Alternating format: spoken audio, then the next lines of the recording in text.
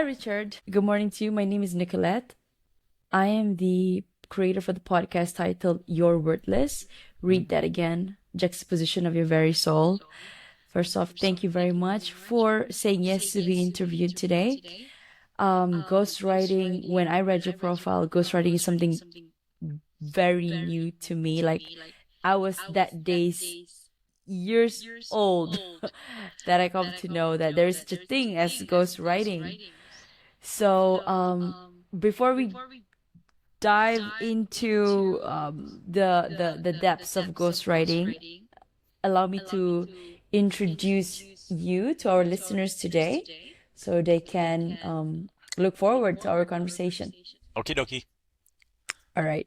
So, hey, everybody, we have Richard Lowe here, who is a professional ghostwriter and author.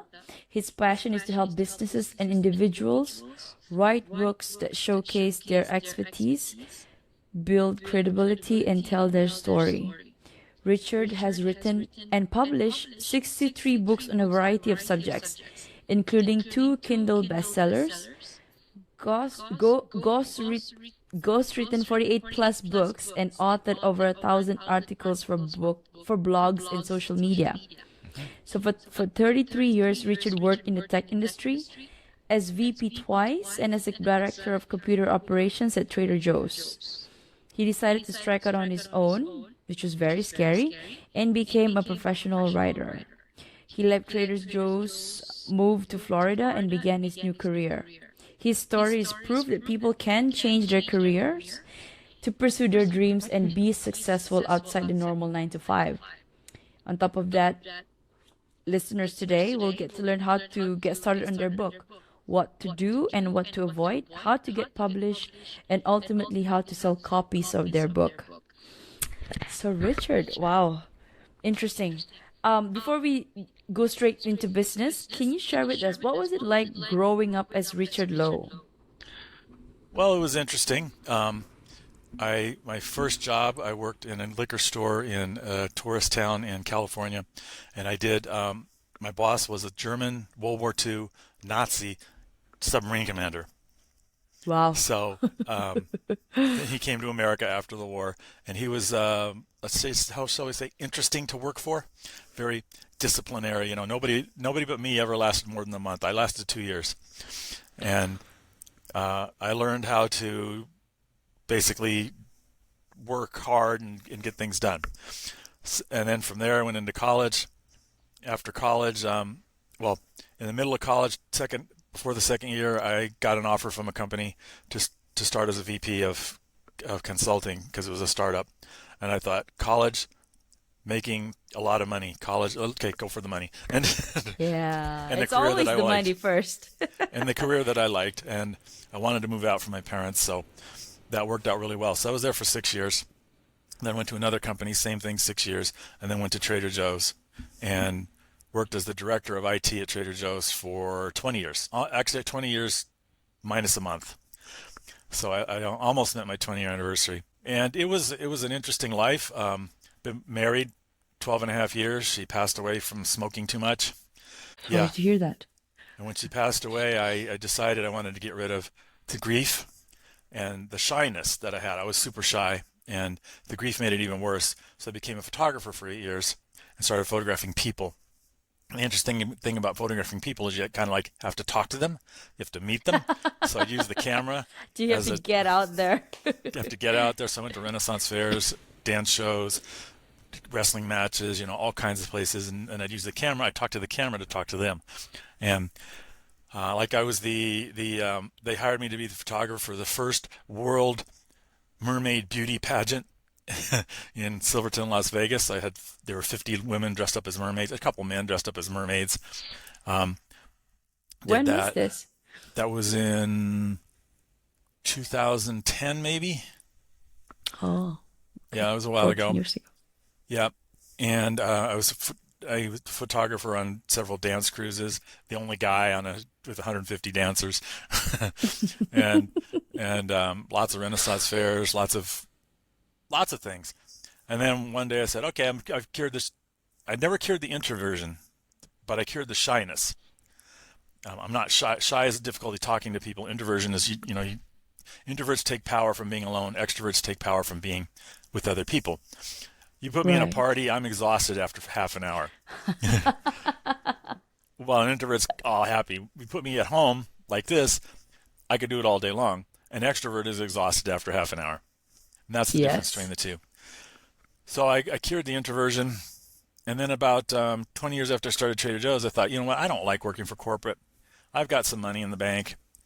I'm going to quit, move to Florida because it's as far away from California as I can get, and then start my own business. Messed around with a couple of different businesses till I wound up on ghostwriting. Loved it immediately. Just loved writing for people. So in 10 years, it's almost 10 years to the day now, like you said, I've written 63 books of my own, and I've ghostwritten. Now I just started my 51st book. So that's a lot of writing. Wow. So you said you've been doing this for 10 years. Yeah. Can you share with us, for those people that is listening to this episode today, they might never even come across ghostwriting. So what is ghostwriting and how does it work? Well, ghostwriting is where if you wanted to write a book, you would hire me and I would write the book for you, and then you would publish it under your name. My name would not be anywhere near it. So basically, as far as the public is concerned, it's your name. And when you look at books like Hillary Clinton's book or Obama's book or Arnold Schwarzenegger's book and so forth, they're probably ghostwritten. They probably didn't write it themselves. And when you think about it, they're not professional writers; they're celebrities. They don't have writing skills. Somebody's hungry. Yeah, I'm so sorry. Can you hear him? Oh yeah, it's okay. I got a cat too. um, he is just acting up like I don't know why. He was fine just now. Can you give me like 2 seconds? Take your time. Take your time. Okay. I assume you'll edit out this piece. Apologies for that. I assume you'll edit out this little piece before you go live. Yes, yes, I will. Yes, so ghostwriting. Yes. So my first ghostwritten book I wrote when I was 17, and it wasn't professional or anything. Everybody said my grandfather was weird. He was strange. Stay away from him. Stay away from him. He's a little snarly. He's not a nice guy to be around. I wanted to meet my grandfather, so I went and talked to him. Turns out that he was in World War II, captured on Corregidor by the Japanese, did the Bataan Death March, where 10,000 Wow. people were marched, something like 60 miles. Spent 4 years in a Yeah. Japanese POW camp. He was tortured. People around his friends were tortured and killed. And I thought, okay, if I'd been through all that, I'd be weird too. And we never became friends or anything, but at least I know who he was and what he did, and I was able to put that mystery to rest. And I learned a lot about things. I've been very interested in World War II since then. Um, his stuff was shocking. We never published it. It wasn't, it was a 17. It wasn't very good, but but his story was like, wow. It really brought to light what our veterans did in the wars and so forth. Question though, Richard, why would anybody hire a ghostwriter? Like, why? Okay, sorry. So why would one want to become a ghostwriter? Like, you could have put your name in front of all of the books. Well, first of all, writing or selling books is a whole different.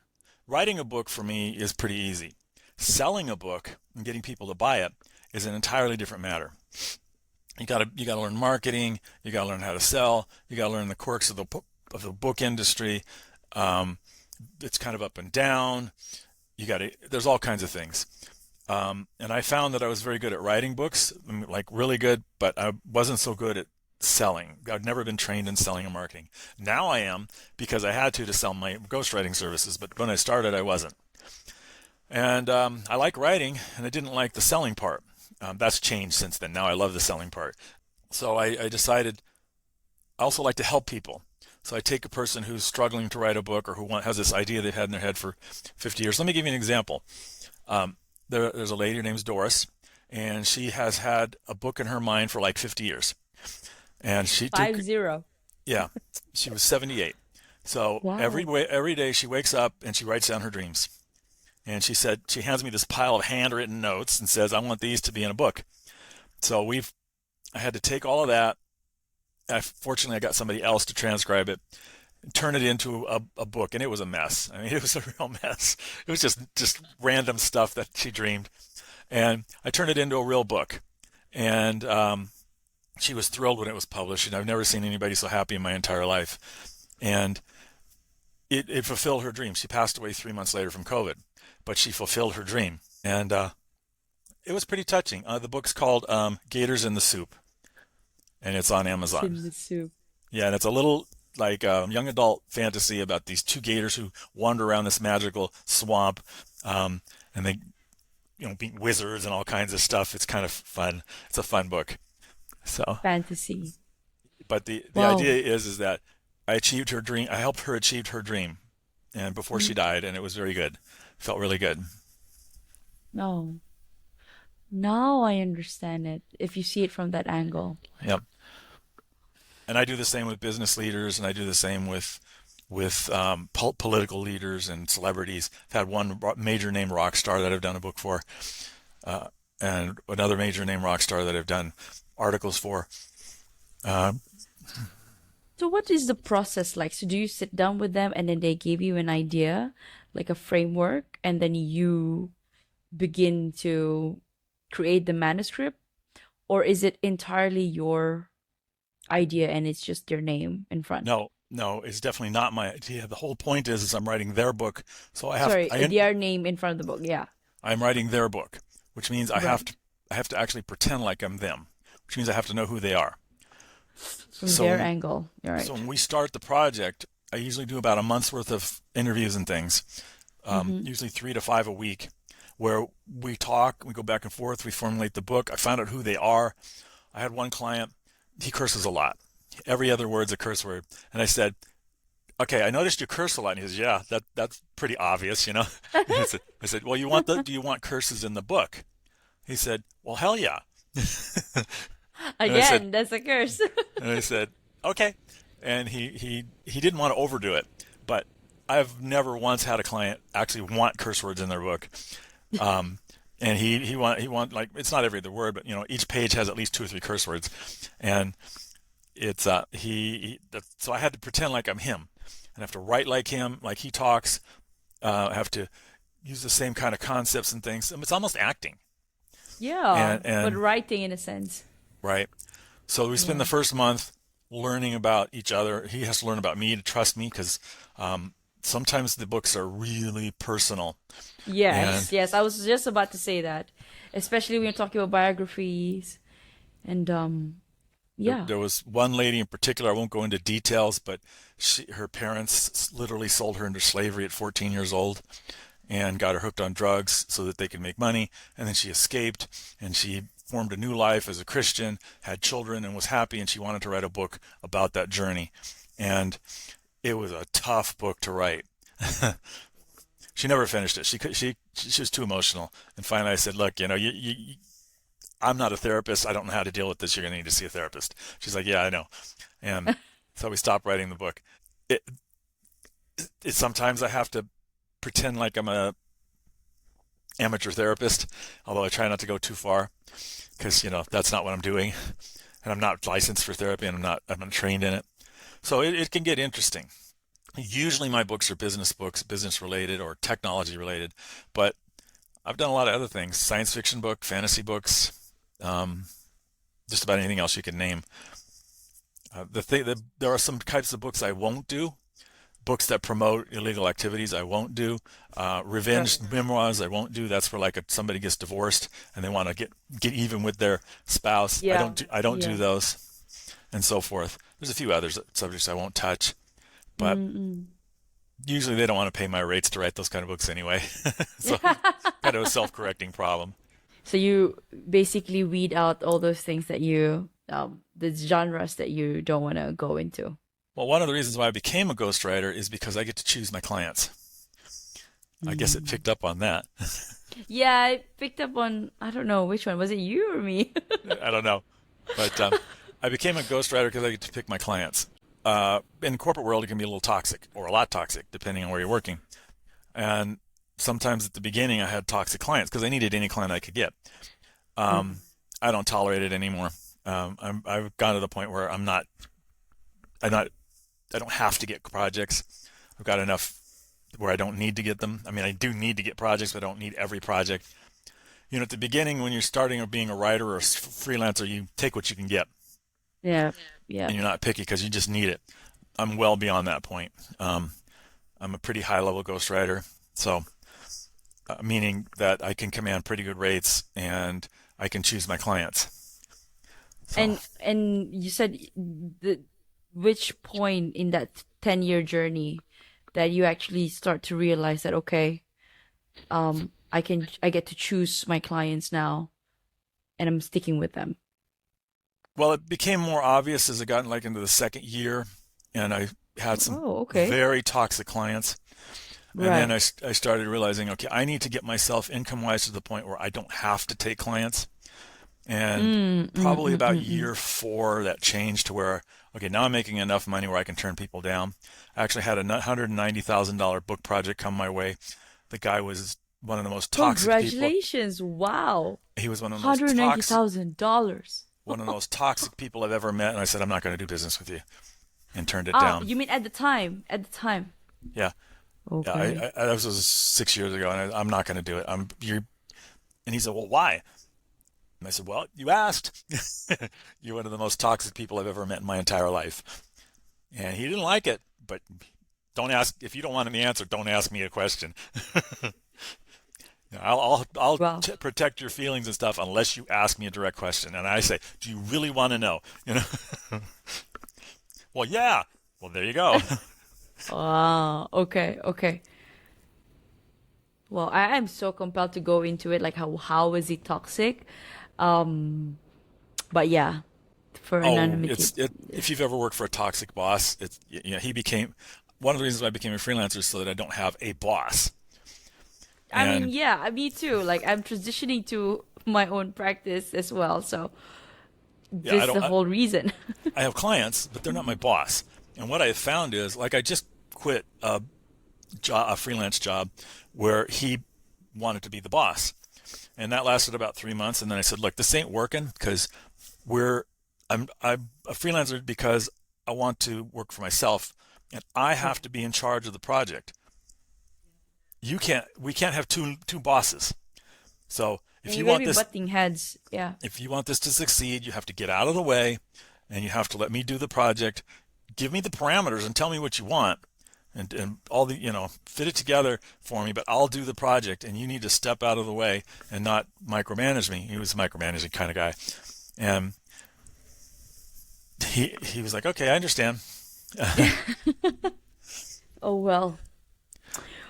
Okay. Thank you for sharing that, Richard. So now I want to ask about how did you successfully pivot your career? Because Uh, just to share my story, I'm also pivoting from my 9 to 5. So I'm about to jump into my own practice, which you mentioned therapy. So I'm into that. I'm graduating. And also I want to go into coaching. okay. So this is something that I can resonate. So can you share with us and the listeners, how did you pivot yours?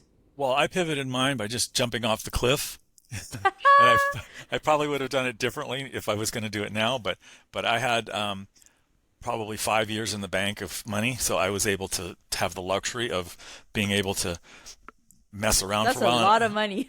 Yeah, Five and years. and I made money in addition to that during that time. So that money lasted me until about 2, 3 years ago, and then it ran out, and it was like, oh my God, I don't have that money anymore. But it got me into my new Oh, career. And yeah. first of all, I'd recommend you have some money in the bank because Okay. freelancing is like this. There's going to be uptime. It's feast or famine. There's going to be uptimes. There's going to be downtimes. So make sure That's you've true. got enough to survive the downtime. Like the last 2 months of the year, nobody's buying anything. Getting a new client in November or December, at least here in the United States, don't know what the holidays are like over there. Is you just aren't going to do it. People are going on vacation. Budgets aren't approved yet.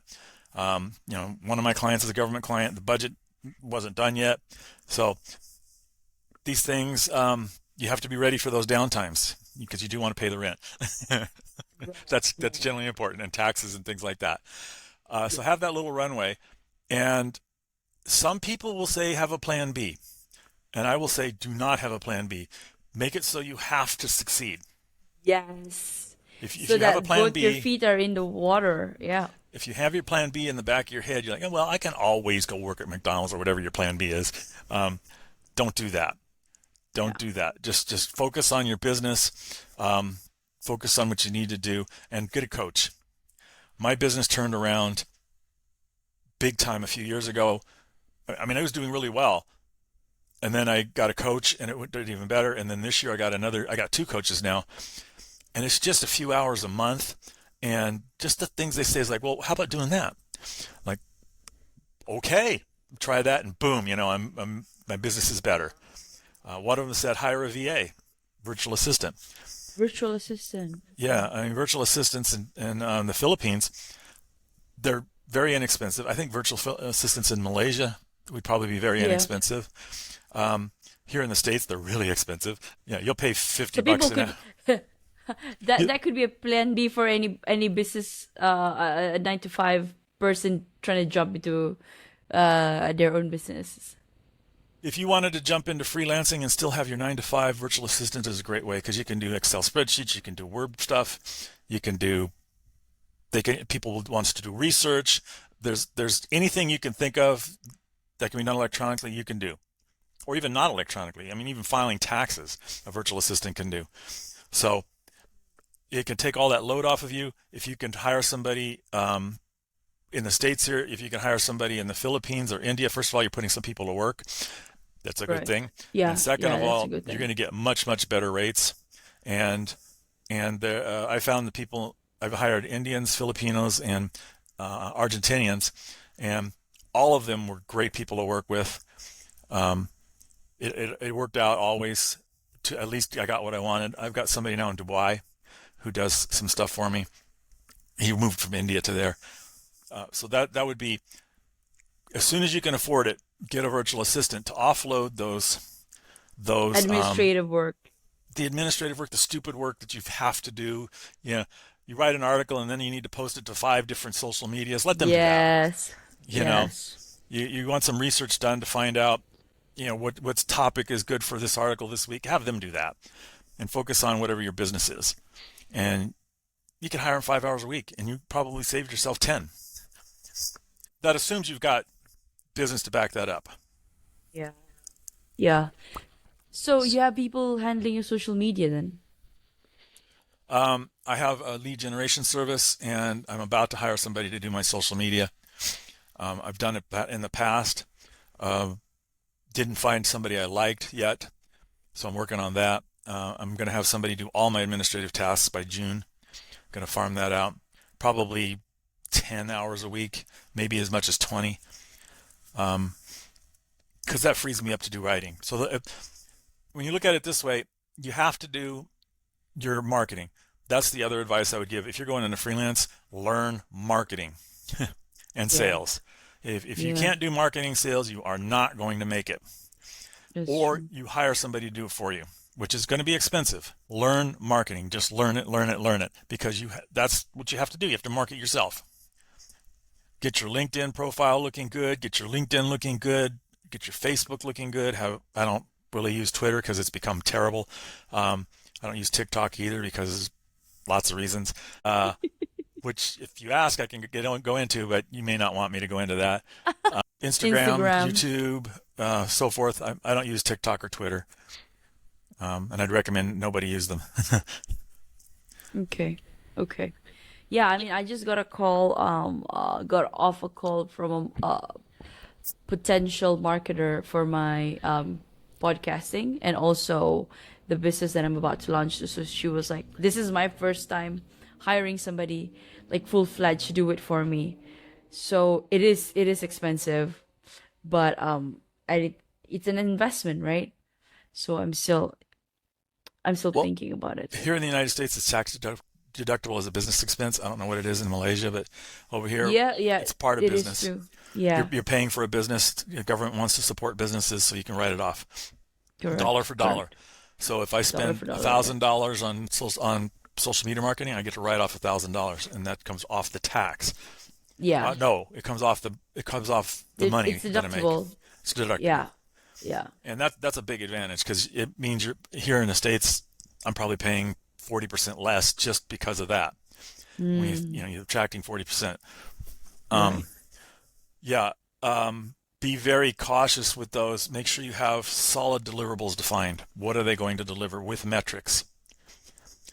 Because if you're just setting them, okay, just do a bunch of social media posting. How do you measure that? How do you know what success is?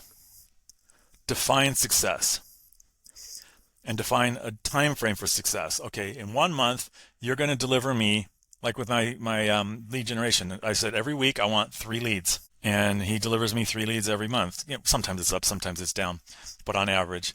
So do the same for the social media. What are you delivering? Delivering is not publishing an article. That's not delivering. What is that going to generate for you? Yeah. It's going to generate leads. It's going to generate a lead being somebody you can talk to. Is it going to generate appointments? Is it going to generate customers? How many?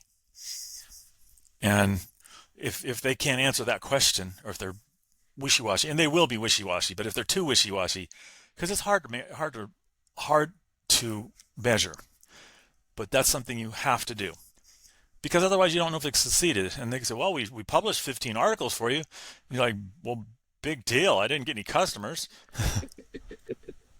Yeah. But I'm still paying you, but I'm not getting any. I'm not getting any conversion. No conversion, no money. You're just paying money out the door. So what's the deal? And if you're writing the articles, that's a little harder for them because they don't have control over that. If they're writing the articles, they should be able to define that, or videos or whatever. Are you doing video or podcast? You're doing podcasts. Yes. Are they video So podcasts? yes. This is going to be a video podcast. Okay, so you're going to be putting them on YouTube and Instagram and a few other places. TikTok, TikTok. Spotify, Spotify's a good place. Apple Podcast is there too. I mean, it's automatic. Apple Podcast. I think Google has a version. There's tons of stuff to put it. Yeah. Yeah. Right now, I'm doing it all by myself. But now, if I'm gonna have this business, then there's a lot of, and I'm still transitioning out from my 9 to 5. So, well, yeah, you gotta hire a coach, a business coach. That third party, somebody looking at what you're doing, can change your entire viewpoint. If you need one, I've got one who I can recommend to you, or anybody who wants it. Yeah. Really Yeah, good guy. that'd be great. In fact, Yeah. I'm meeting with him in half an hour. Awesome, awesome. So yeah, I think perhaps after the call you can drop me his contact. I will. Thank you. So, Richard, why writing a book is the best thing you can do for your career? Well, what a book does is it defines your credibility, it defines your story, it defines your expertise, puts it in writing in the way that you want to tell it, with the points that you want to talk about, so that then you can then use it to get speaking engagements, media notice, noticed by newspapers and news sites and things. Nobody reads newspapers anymore. News Yeah. sites, you can tell back in those days. Venture cap, I've had 2 customers who got over $1 million each for venture capital because they wrote a book, because they used that as to show their expertise.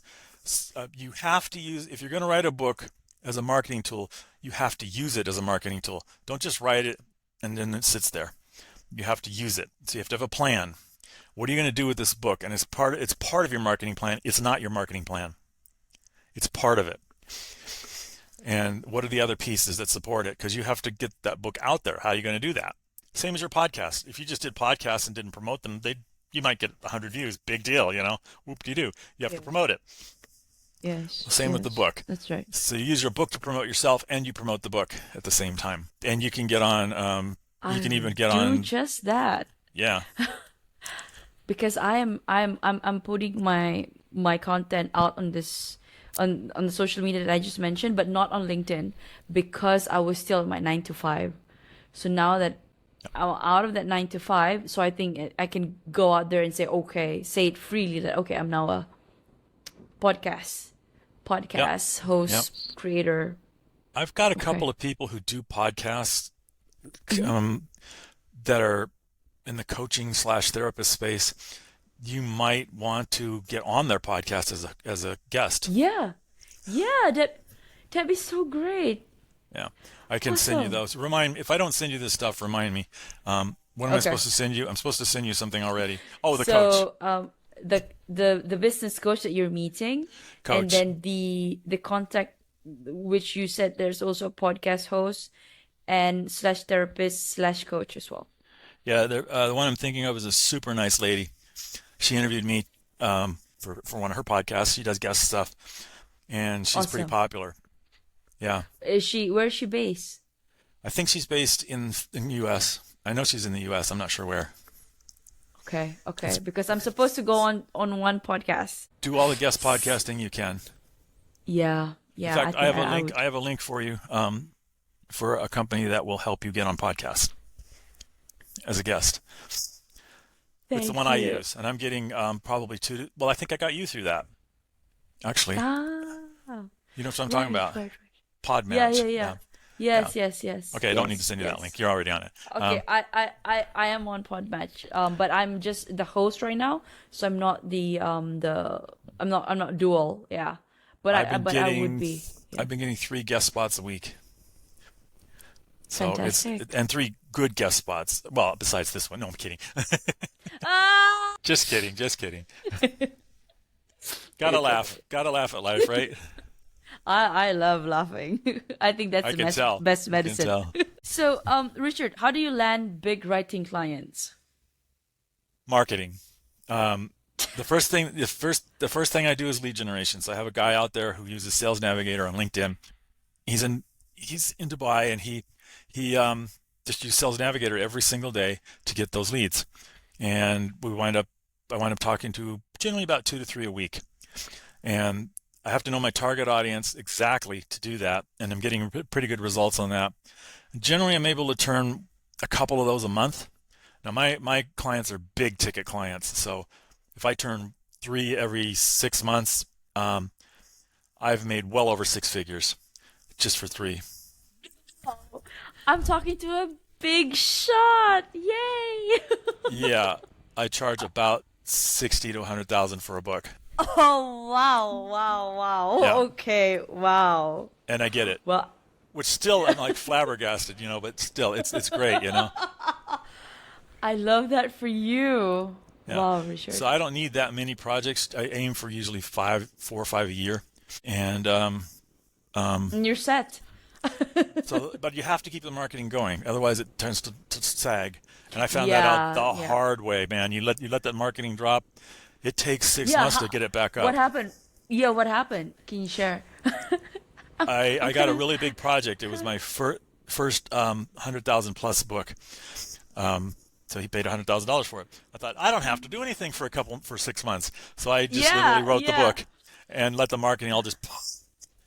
It took me about 6 months to get the marketing back Oh because it my takes that long to goodness. build your audience, and it was gone.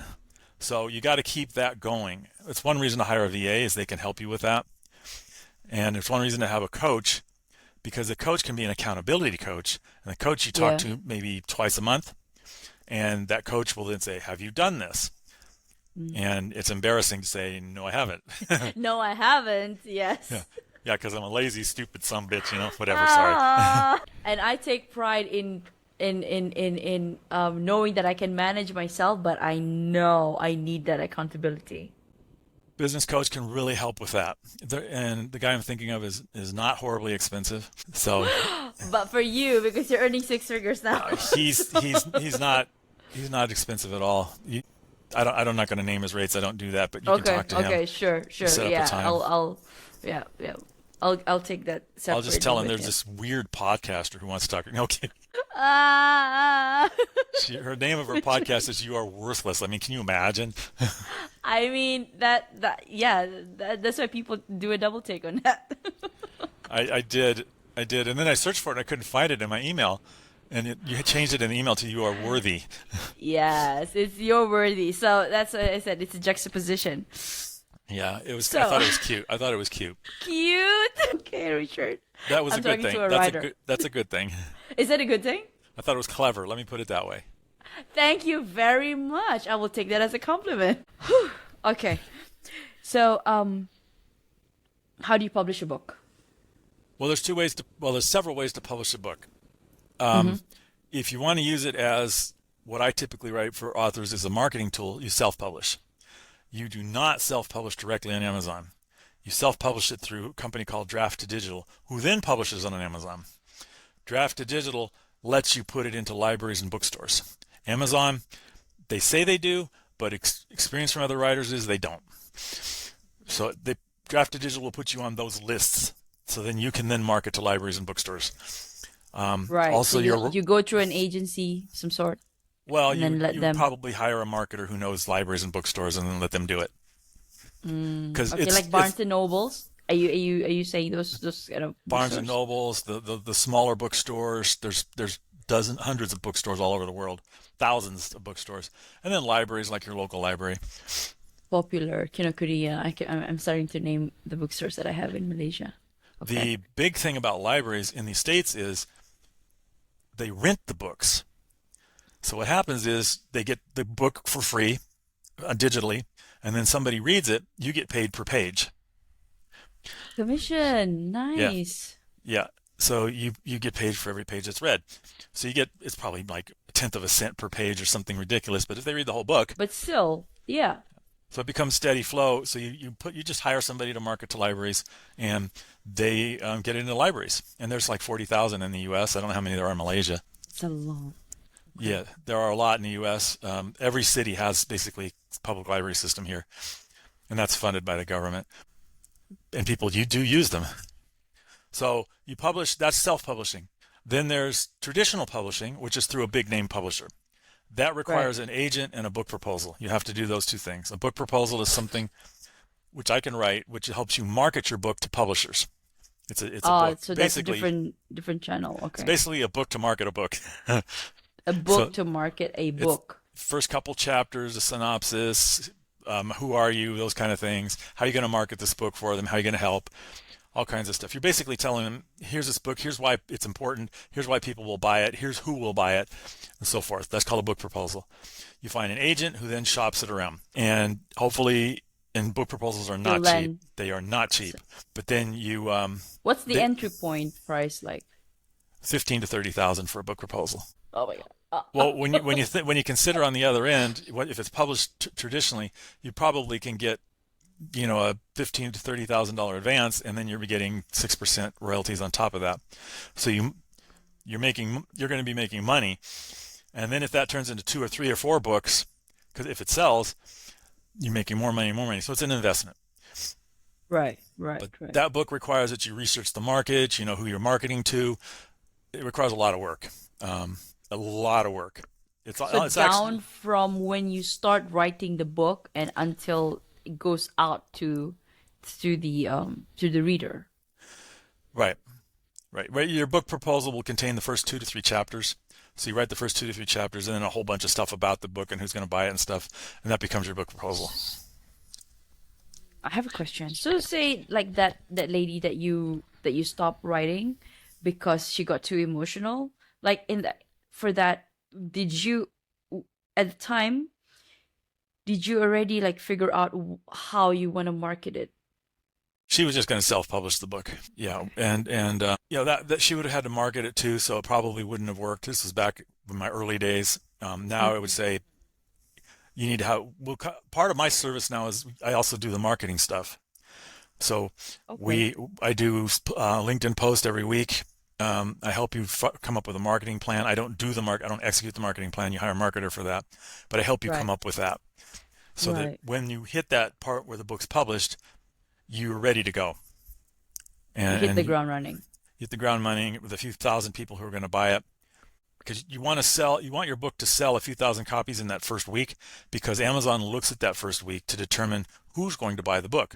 So if the book say it's about coaching, and you put it on Amazon that first week, and the people who buy it are housewives, you're not going to sell many copies. Or it thinks, okay, housewives are going to buy this book, and if that's not your market, you may not sell very many books. So what you want to do is prime the pump, so to speak, by that's an colloquialism, which means, you know what it means. They'll just like, yeah. It's okay, Richard. I'm learning so much from you right now. Yeah, I just had this thing flash in my head. You're mansplaining, Richard. Knock it off. No judgment, Richard. Please carry on. No, it's fine. It just was a funny thought in my head. Mansplaining. Stop it. She's got it. And Yes. anyway, where was I? Where was I? Your colloquialism. Oh, before that. No, I was asking about your Oh, yeah. previous customer self-publishing her book. Yeah, now I would work with her on a marketing plan and come up with the marketing that she needed to sell that book. Who's going to buy it? Why would they buy it, etc. Probably turn it into a self-help book rather than a therapy book, self-therapy book. And it probably would have been easier to write and probably would have been mildly successful. Mildly successful. Yeah, there's about 20 billion self-help books out there, so she'd have to market the hell out of it. Oh, whew! It's a cutthroat world out there. I'm learning so much. 10,000 books are published Every day? every single day on Amazon. Same on music. Yeah. 12,000. Is it 12,000 It's a lot, songs? Yeah, it's a lot. but most of it's garbage. All you have to do is differentiate yourself, and that's what marketing is about. That's true. Differentiating That's true. yourself. Why are you different? Why should they download your book Why I'm or your unique, music right? or your You're video or worthless. whatever? Yeah. But you are worthy and you are enough. I mean, when you think about it, I think that over 1 million videos are published on YouTube every day or some ridiculous number.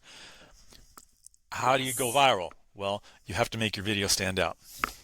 True, and also you got to take into account the algorithms, and every platform has different algorithms. Like, Could be as simple as having a famous rock star look at your video and show it, like it. I mean, it could be that simple, or it could be as complicated as could be. coming up with ads and stuff. It just depends. Yeah, It kind of it's a trial depends. and error. Yeah, And going trial and viral error. doesn't actually do anything for you, because the question is, does that viral convert into money? Correct. Yeah, You at can the have end of the 5 day, million views and big deal. Did you make any money off it? exactly. And if it's consistent, then good. Now, if you're And if it's making just a money off one-time off, yeah. if you're making money off views, that's one thing if you're monetized. But I bet you most people on that first video are not monetized yet. I have published 230 videos.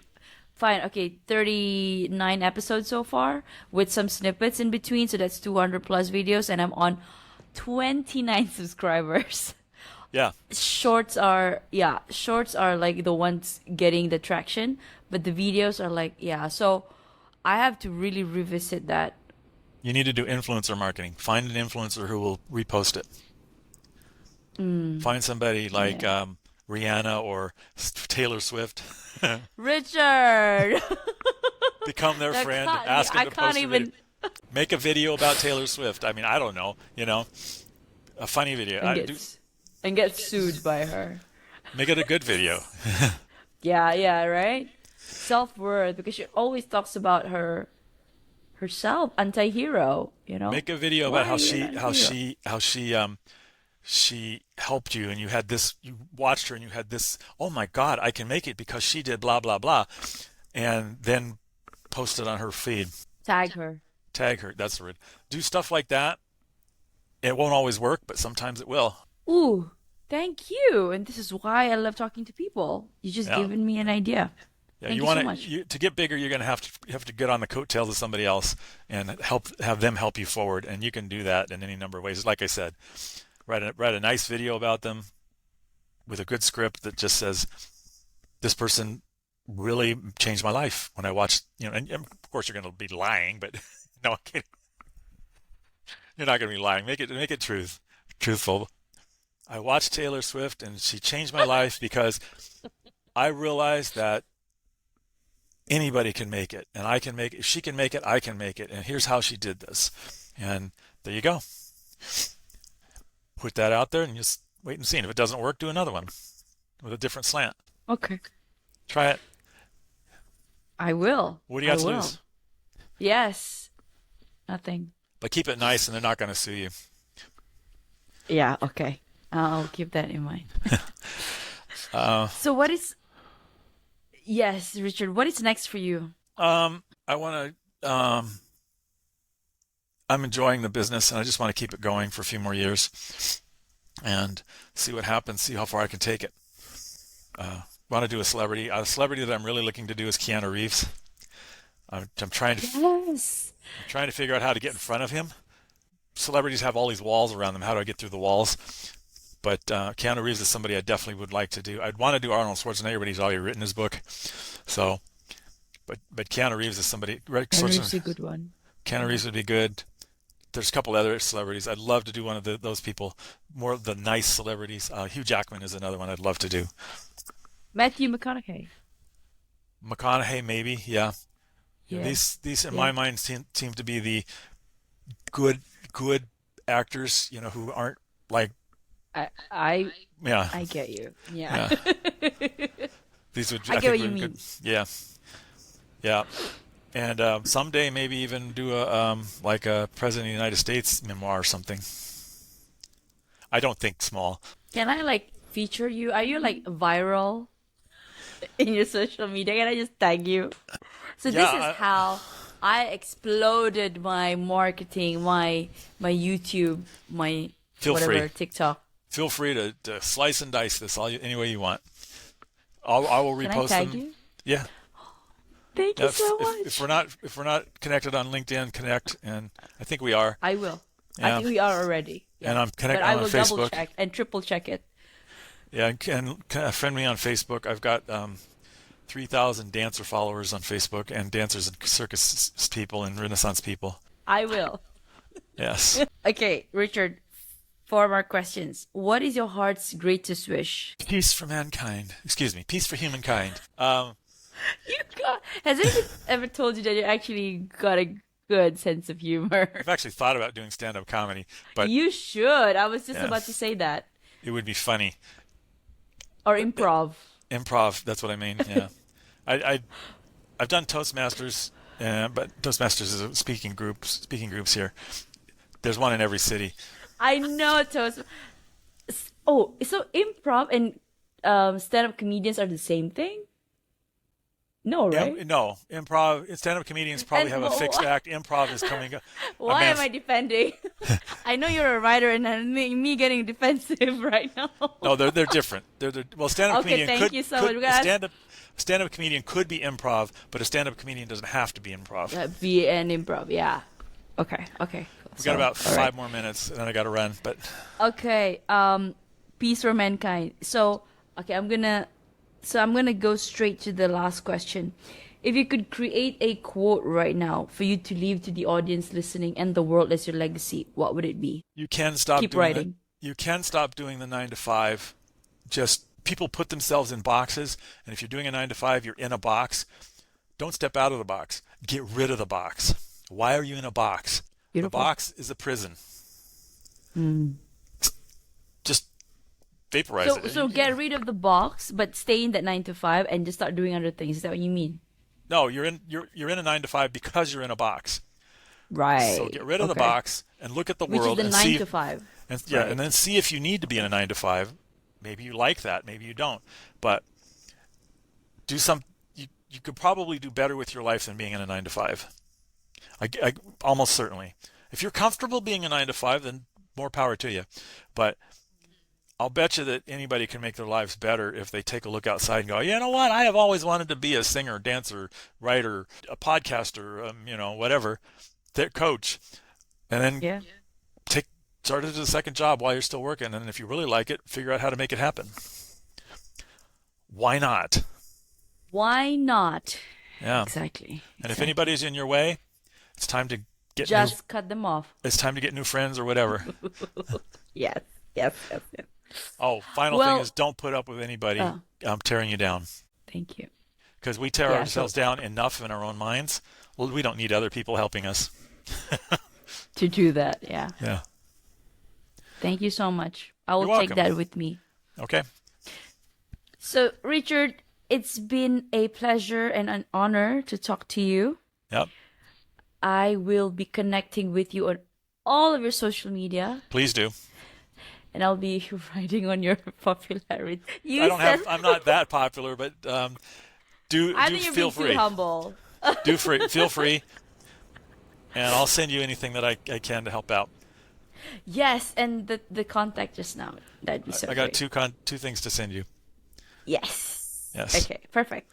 Okay. Thank you, Richard. You have Thanks. a fantastic day and You a too. great life ahead. Thank you. You too. Thank you. All right. No. I'm in Clearwater, Florida. Florida, right? I'm Hmm. in Kuala Lumpur, Malaysia. Okay. So nice to meet you. That's a long walk from me. Oh yeah, I think from LA it's about 8,000 miles away, but I'm not Yeah. too sure of Florida though. We're 3,500 miles closer Oh, via okay. the over going over India, Right. going over the Going Pacific. It would over be towards Japan, right? Yeah. going toward Japan to be 3,500 miles longer. Right. Right. Yeah. Well, okay. Shall we start? Sure. Why not? All right. Whew. Okay.